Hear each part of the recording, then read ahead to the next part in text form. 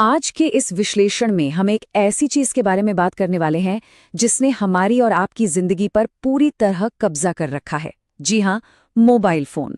ये कोई ऐसी वैसी चीज नहीं जिसे बस नजरअंदाज किया जा सके। ये आज के दौर की सबसे बड़ी सच्चाई है। ध्यान दीजिएगा, दिन की शुरुआत आखिर होती कैसे है। सुबह आंख खुलते ही सबसे पहला काम स्क्रीन चेक करना। फिर दिन भर, चाहे ऑनलाइन क्लासेस हों, ऑफिस का काम हो या फिर टाइम पास के लिए लगातार स्क्रोलिंग, ये डिवाइस एक साए की तरह साथ रहता है। और रात को सोने से ठीक पहले भी आखिरी काम यही होता है। मतलब दिन का आगाज भी फोन से और अंजाम भी फोन पर। तो यहाँ एक बहुत बड़ा, बल्कि आज के युग का सबसे अहम सवाल पैदा होता है। ये जो 24 घंटे का साथी है, क्या ये वाकई हमारे लिए फायदेमंद है या अंदर ही अंदर हमें खोखला कर रहा है? सीधे शब्दों में कहें तो क्या ये फोन हमारा दोस्त है या कोई छिपा हुआ दुश्मन? खैर, सच्चाई ये है कि कोई भी चीज पूरी तरह ब्लैक एंड व्हाइट नहीं होती। तो चलिए सबसे पहले इसके उज्जवल पक्ष यानी ब्राइट साइड पर नजर डालते हैं। इस बात से तो कोई इनकार नहीं कर सकता कि इसने जिंदगी को सच में लिटरली कितना आसान बना दिया है। इसने पूरी की पूरी दुनिया को एक मुट्ठी में लाकर रख दिया है। इस छोटे से डिवाइस ने लोगों को एक गजब की ताकत दी है। सोचिए, घर बैठे बैठे दुनिया के किसी भी कोने में कनेक्ट करना, ऑनलाइन क्लासेस और यूट्यूब से नई नई स्किल सीखना, डिजिटल मार्केटिंग या फ्रीलांसिंग करना, यहाँ तक कि घर से ही एक अच्छी आमदनी कमाना। ये सब कुछ आज इसके दम पर ही तो मुमकिन हो पाया है। ये एक रियल गेम चेंजर है। और सबसे जरूरी बात आती है सेफ्टी की। किसी भी इमरजेंसी में ये फोन सचमुच एक लाइफ सेवर बन जाता है। एक वक्त पर की गई कॉल या एक छोटा सा मैसेज सही टाइम पर मदद पहुंचाकर किसी की जान बचा सकता है। ऐसे वक्त में ये सच में एक फरिश्ते जैसा लगता है।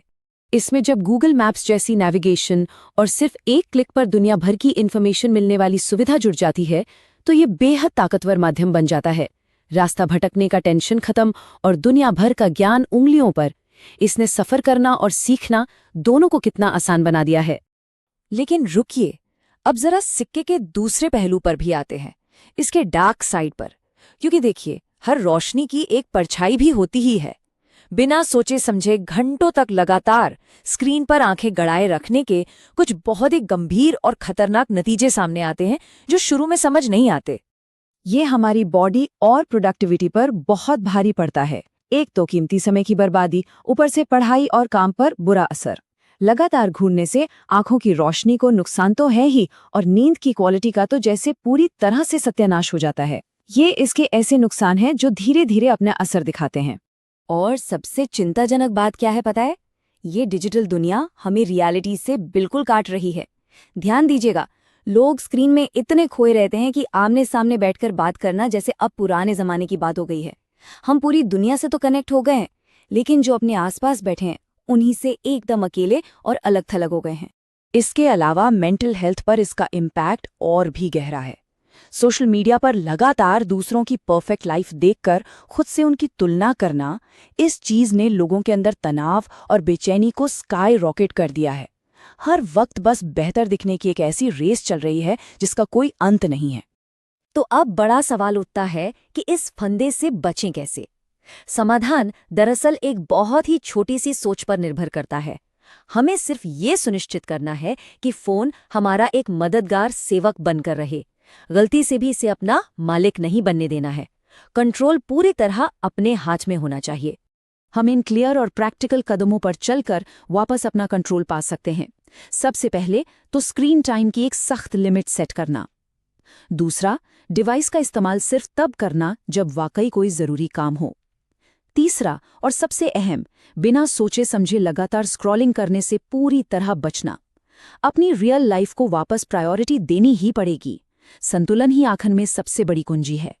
आखिर में बॉटम लाइन यही निकल कर आती है कि फोन अपने आप में कभी गलत नहीं होता।